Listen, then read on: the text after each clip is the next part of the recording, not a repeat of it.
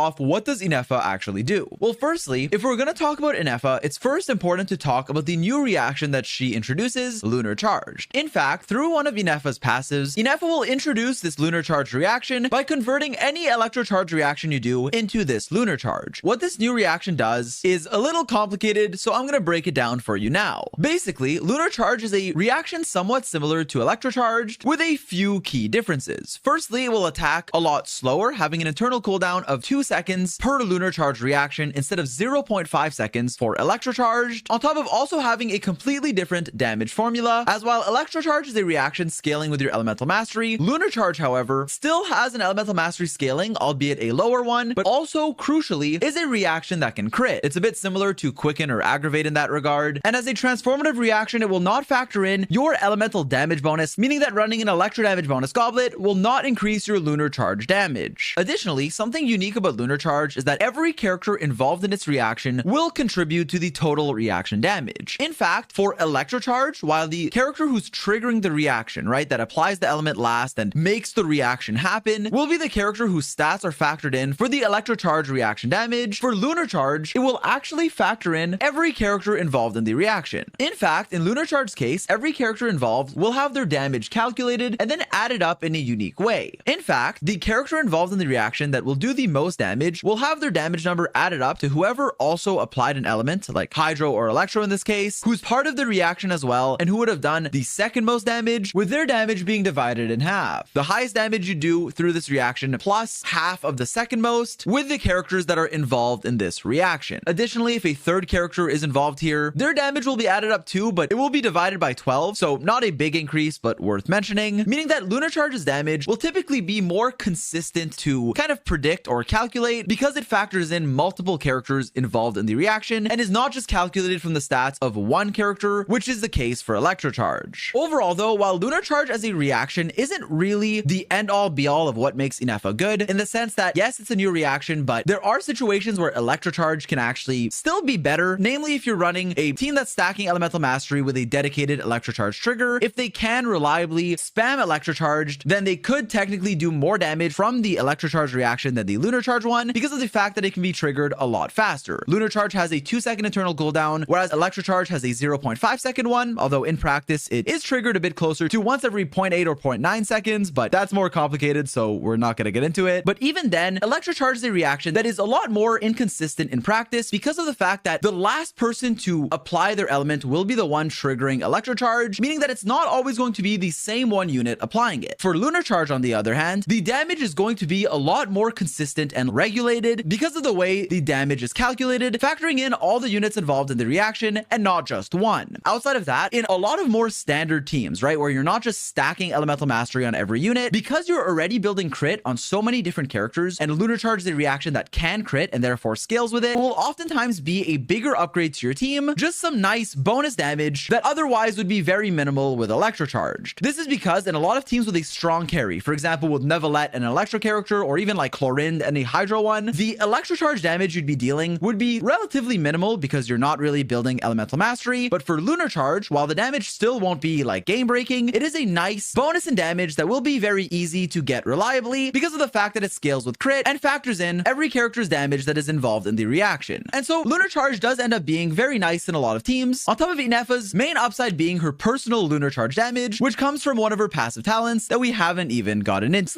very high if you can make use of this Elemental Mastery, which oftentimes will be the case. In fact, if your Ineffa has 2000 attack, it will be a 120 Elemental Mastery buff and a bit higher if you have more attack. This buffing your Ineffa will obviously be nice for your Lunar Charge damage, but also the fact that it buffs your active party member as well will make it great for an on-field carry who might also be triggering reactions. This can be true for Lunar Charge, but also for other reactions you may be running, like Vaporize, Swirl, or Hyper Bloom. For those reasons, while the exact value of this EM buff will vary based on your team, a lot of the times this Elemental Mastery buff to 2 characters at the same time will be a very nice bonus for your reaction damage. Lastly, for Ineffa's talent priority, I wanted to start by pointing out that leveling her up as high as possible, ideally to level 90, is going to be recommended to maximize her reaction damage. Outside of that, you can level her elemental skill to give you a bit more damage and also increase your shield strength, which is very nice, followed by your burst for a bit more damage there, and you can ignore your normal attacks. Now, outside of just the conversion from Electrocharge to Lunar Charge, what Ineffa gives you is just a ton of damage that will be considered Lunar charge damage. Because of the fact that lunar charge can crit and the way that the scaling is different for her first passive talent that's considered like direct lunar charge damage, it makes it to where Ineffa as a character is someone who has a lot of personal damage coming primarily from her lunar charge reactions. Outside of that, lunar charge scaling on crit is obviously very nice and can help make your damage consistent and easy to build towards, but all in all, Ineffa's role in a team is to apply electro, give you a strong shield, and deal a ton of damage from off field. All she needs in her team is basically just one hydro character who has decent elemental application. You don't really need to build the rest of your team around her, and provided you fulfill that condition, Ineffa's personal damage will be very nice. Additionally, the elemental mastery buff through her burst is something that I think will be underrated. It's really nice in teams that are triggering more than just one reaction for both your Ineffa and your on-field carry. Outside of that, I want to mention that while Ineffa right now is a strong sub DPS who has some teams where she's a great fit, either a side grade or an upgrade, depending on what exact team you're running, being great in taser teams and also just a solid sub DPS, Ineffa is a character that isn't revolutionary to the current meta, although she is a part of the new best taser teams for a lot of units, but one that I highly suspect will get better in the coming patches. Now, while a lot of this is speculative, so you may want to wait and see what we get in future patches, I first want to say that with a character being released right before a new region, Nodcry, it is extremely likely, as we'll talk about in the next section when we cover how to build Ineffa's artifacts, that she will be getting a new artifact set in the coming version that may increase either her personal damage or her supportive capabilities. Outside of that, similarly to, I'd say, Emily with Kaniche, it is highly likely that Ineffa is a character who has at least one or multiple teams that she's designed for, notably through the lunar charge reaction, that will come out in future versions in Nodcry. While obviously this is really hard to tell, and with Emily and Kaniche's case, Kaniche isn't a character who needs Emily, she's just nice in his teams, she's great, but not someone Kaniche is dependent on. It's hard to tell exactly where Ineffa will be for future characters' teams, but I do want to highlight that there probably will at least be a synergy with Ineffa and a future lunar charge character. As of right now, we've seen that Flynn's is Electro through the official trailer, so there might be some synergy there, but once again, it's far too early to tell. I'm just trying to give you guys some early thoughts, as many signs point towards Ineffa having synergy with future characters. Outside of that, Ineffa is a character whose vertical investment, namely her signature weapon and first constellation, will both increase lunar charge reaction damage, so again, something that may be more relevant in the future, but only time will tell. If you like Ineffa, she can be great already in existing teams as a strong sub DPS and shielder. Ineffa genuinely is really strong though, and can be the part of one of Nevalette's best teams, and a lot of the current Electrocharge's best teams being an upgrade for someone like Aoife or a lot of other characters. So again, I want to highlight that even right now, she's really strong. Not someone who breaks the game, but if you like the teams she's played in, like Electrocharge or Lunar Charge, or like Ineffa herself, she is already a very powerful sub DPS with great personal damage. Again, she's not someone you should feel forced to get, so try to avoid any FOMO there, because rerun banners exist, but she's a good character, and as a 5-star before a new region, I'm sure a lot's gonna change, and she'll very likely get future characters that she synergizes with. Also, and I'm adding this later, I do want to point out that this current Spiral Abyss rotation is kind of uniquely terrible for Ineffa, which means that she'll feel a lot worse in practice for this rotation than she will on average and likely in the next one. This is because the first half has the automaton that wants cryo in your team, and the second half, while it is more bearable, does want you to have some way to break cryo shields, like notably running pyro, a good amount of electro, or Sitlali / Auroron. And so for those reasons, while you can definitely still have viable Ineffa teams there, and as you'll see through the footage in this video and the showcase at the end, and she can still be great, just know that in practice right now, there isn't really the best place to show her off or test her because of the nature of the current Abyss that even will buff the damage of some other types, like Night Soul for second half and cryo damage for first half, and make Ineffa feel a lot worse than she actually is. Alright, now with that out of the way, let's talk about how to actually build your Ineffa. Now, starting with the artifact sets, I actually want to mention something very important here. Because Ineffa is a character that came out right before a new region, Nodcry, it is incredibly likely that Ineffa will be getting a new artifact set in version 6.0 that will help her either deal more damage or better support her team. For those reasons, while we'll talk about the best artifact sets to use on Ineffa right now, once 6.0 comes out, she will very likely switch to whatever the new set for her is, as right now there is not a set tailor-made for her or Nodcry characters. And so with that said, while right now she doesn't have anything too amazing to increase her damage, her best sets are the following. Firstly, Tenacity of the Millith 4-piece will be her general go-to supportive set if you have attack scaling characters on your team. This is because she'll have good uptime on the 4-piece that will increase her shield strength and also give her entire party 20% attack, which is a nice amount of stats that multiple characters on your team can make use of. Because of this, it's the general recommended set for now, and if you do want to maximize her personal damage, then 4-piece Gilded Dreams will be the best for the elemental mastery and attack that it gives you. I also wanted to add that in Hyper will increase your lunar charge damage by 2.5% for every 100 attack Ineffa has, which means that at 2000 attack, you will cap it out at the 50% lunar charge damage increase that I mentioned. Because of this and the fact that Ineffa typically will be building at least 2000 attack anyways, this will generally just be a free increase to your lunar charge damage, typically being around a 25% or so damage increase right now. But once again, this constellation increasing your lunar charge damage will probably be more valuable, similarly to her signature weapon, if they release a future lunar charge carry in Nodcry. If that's the case, both this constellation and her weapon increasing your lunar charge damage can be a bigger team damage increase. As of right now though, it's still a pretty good constellation. Next up, for Ineffa's second constellation, this is another pretty good one that will give Ineffa another instance of AoE electro damage equal to 300% of her attack. That's also, importantly, considered lunar charge damage. This will happen shortly after Ineffa uses her burst, as well as also giving her burst the ability to give you a shield, meaning that you can get it from your burst and not only from your skill. On top of that, it also helps in co-op, but for the most part, it's a nice increase in damage that is typically also around a 25% personal damage increase. Moving on, Ineffa's C3 and 5 increase her talent levels, which really aren't the biggest deal, and then her C4 will help alleviate her energy recharge needs by giving her 5 elemental energy up to once every 4 seconds as you trigger lunar charge reactions. This ends up being a lot of energy in a rotation and really helps you get your burst back without needing much energy recharge. Lastly, for Ineffa's C6, this will just be a lot more damage, doing another instance of AoE electro damage equal to 135% of her attack, once again being considered lunar charge damage and being triggered up to once every 3.5 seconds. This will happen as her C1 is active, which is basically always, and once again, it's a constellation that focuses on increasing the lunar charge damage that Ineffa will be dealing. Overall, Ineffa is a character with good constellations, with both her C1 and C2 increasing her personal damage by quite a bit. With that said, it's worth pointing out and highlighting that her first constellation in particular, and also her signature weapon, are the two upgrades that not only benefit her, but also benefit your team's overall lunar charge damage, giving it more synergy with potential future characters. With that said, do not feel forced or pressured to get any constellations or upgrades, as Ineffa is a solid character even at C0, but once again, she does have some pretty good early stopping points if you want to go further. Oh, and if you were wondering, personally, I'm keeping my Ineffa C0. The 6 unactivated constellations you're seeing here are just because I'm recording this on the creator experience server and not my main account. All right, now with all that out of the way, let's talk about Ineffa's best teams and synergies. Firstly, it's important to point out that while Ineffa is a character who's revolving around her unique lunar charge reaction, she doesn't need for her full team to be revolving around that. In fact, while obviously you want at least one hydro character in your team to constantly trigger electro charge and therefore lunar charge, while you can run a second hydro or a second electro or even both and still have a good team, that's not a requirement with Ineffa because of the fact that adding a third lunar charge trigger in your team will have their lunar charge damage divided by 12, as we saw in the lunar charge formula earlier. For those reasons, while taser teams or lunar charge focused teams are definitely still really strong, the way you're actually building your team and the elements you can use are a lot more varied than you might expect, and you basically only just need at least one hydro character with Ineffa. Outside of that, I also wanted to point out once again that Ineffa is definitely someone whose teams, while they are definitely much more versatile than you might expect, will expand even further with future Nodcry characters. With that said, for now, Ineffa does have a lot of teams and is a very strong off-field sub-DPS. In fact, Ineffa can be ran in taser teams paired with another hydro character and then 2 flex slots. In these teams, you can have an Anemo driver like Aoife, Sucrose, or Mizuki, or even characters like Wander or Hazo. These teams are pretty straightforward, and these teams definitely appreciate Ineffa a lot for the damage she gives you and also the comfort of a shield. I do want to say that these taser teams with Anemo drivers do benefit greatly from Ineffa's release, and I'm personally very happy for Aoife, who definitely is better if you have Ineffa, as Ineffa slots into his existing electro charge focused teams that I guess are now lunar charged very nicely and will increase your DPS. Teams like these have a lot of flexibility, and you don't actually need an Anemo on fielder. You can even use a character of another element. You can have a Hydra on fielder like Kokomi or Ayato or even Child, or you can quick swap through a bunch of strong support characters and even maybe spend a bit of time on one of your sub DPSs like Yelan. You can even use Neuvillette as an on-fielder. Ineffa can be a nice addition to a Neuvillette team, alongside, for example, Farina and then a buffing support. And these teams are another one of Neuvillette's very many really powerful teams. Early math shows that this can potentially be Neuvillette's best team even, especially when you factor in Ineffa's shield, which is very valuable for a C0 Neuvillette, and overall just being another great premium Neuvillette team. Obviously, I want to point out that any team like this one, your Neuvillette's personal damage won't be as high as a hyper carry team, but your team's overall damage will be very high because of the fact that Ineffa also does good damage. Outside of that, Ineffa can also be played played alongside electro carries, giving them another great team option, being the best for their electro charge variations, with these carries oftentimes having different teams as well, so basically just another good option. She can be ran alongside any strong electro on-fielder like Raiden, Cyno, Clorind, Varessa, or Miko. Do note that Ineffa here will be a nice upgrade to a lot of these electro carries as taser teams, giving them another strong way to be played. Keep in mind that Ineffa won't necessarily replace or be better than someone like Yansan for Varessa or a Chevrolet Overload team for a lot of these electro carries, but once again, it's another strong team archetype that Ineffa helps enable. With Varessa, for example, she'll be an alternative if you want to play with Lunar Charge, and with other electro carries, you can get some surprisingly solid team options like with Raiden, Clorind, or once again with Cyno in more of a quick loom variation, which we'll touch on later. Outside of that, you can also play Ineffa in soup teams where you run a bunch of different reactions together, usually adding a pyro character to a taser team, with these slots here being once again very flexible. Ineffa can also be read alongside Chaska as a viable option, provided you have Hydra there too to trigger Lunar Charged. I did want to mention also that with Chaska, you can run her on her standard DPS Obsidian Codex set, but you can also run her on Verdescent Venerer to help swirl different elements, which works as well and can sometimes be better. Ineffa also works in a Hyperbloom team where she'll trigger both Lunar Charge and Hyperbloom, doing great damage that will scale with her Elemental Mastery, on top of also just having good damage from your other characters. In a team like this, you want to make sure you have enough Hydra applications, and you can run an on-fielder in basically any of these roles. In a team like this one, you can use your Nahida on field, but you can even add Alhaitham here, and then with your last slot, either make the team a bit more focused on either Quicken with a bit of Hyperbloom or Hyperbloom with a bit of Quicken, depending on what element you choose for your last slot of either Dendro, Hydro, or Electro. Personally, I've had a lot of fun and success with both Cyno and Alhaitham teams, two of my favorite characters where I get to use Ineffa now as a shielder and do a mix of Lunar Charged, Quicken, and Hyperbloom, depending on my elemental application of each element, with there being a few viable team combinations for these characters that once again I actually find quite enjoyable. Outside of that, Ineffa can also be played in over Vape teams, so a team where you'll be triggering Vaporize, Overload, and also Lunar Charge, provided you have a fast Hydra applier, a Pyro carry, and Ineffa. You can just slot her in there and she'll do good off-field damage. This works with Arlecchino, but it also works with various other Pyro carries like Yumiya, Hutao, Mawika, or others. You can even play Ineffa as your on-fielder with just other good off-field supports to stay inside of Bennett's buff and maximize your Brigida's damage, on top of being able to quick swap around. Now, obviously in this section, I can't cover literally every team Ineffa has because again, she is very versatile and very strong, provided you just have a good Hydro character there with her, having something like a Yelan Ineffa sub DPS duo that can fit with almost any team and almost any reaction. I also wanted to mention somewhere in this video that as a flex slot in Lunar Charge teams, Sucrose is actually a surprisingly strong option because of the fact that she'll give Elemental Mastery to your entire party through her passive, on top of the obvious Verdescent Venerer set. So while there are a ton of great flex options in many teams, I did want to point out Sucrose as a strong 4-star for Lunar Charge teams, given the value of buffing all of your team. Other things I thought I should mention are that you can technically play her in a Navia team, although you'd be losing out on Bennett, but it can work. And you can even play her in teams where she has less synergy, but the shield is appreciated, like a Chevrolet Overload team, if your carry is someone who really wants a shielder, where Ineffa can stack Elemental Mastery, run the Millith set, and do fine, although that's obviously not what she's designed around as a Lunar Charge support. Alright, now with that said, we're now going to get into a showcase of my Ineffa in the current Spiral Abyss. This is going to be footage from my main account on the live server. I'm using the Deathmatch weapon, although I do have better options. I think it's a good middle ground weapon to use. My Ineffa is level 90, my talents are 9-8, and I am obviously C0. Now with that said, for my artifact build, it's going to vary between Gilded Dreams and Millith. My Gilded Dreams ratio is 87-14 with 162 ER, a decent amount of attack and EM, but keep in mind that my exact ratio will vary a bit when I go to Millith in a team where I'm more supportive, like with Arlecchino, whereas this is my ratio on Gilded. Also, the exact energy recharge I need will vary from team to team, but this is the amount I'm on now. So again, exact stats may vary, but yeah, C0, Deathmatch, and either Gilded Dreams or Millith if I'm playing with an attack scaling carry. With that said, I hope you enjoyed the guide and I hope you'll enjoy the showcase. Let's go.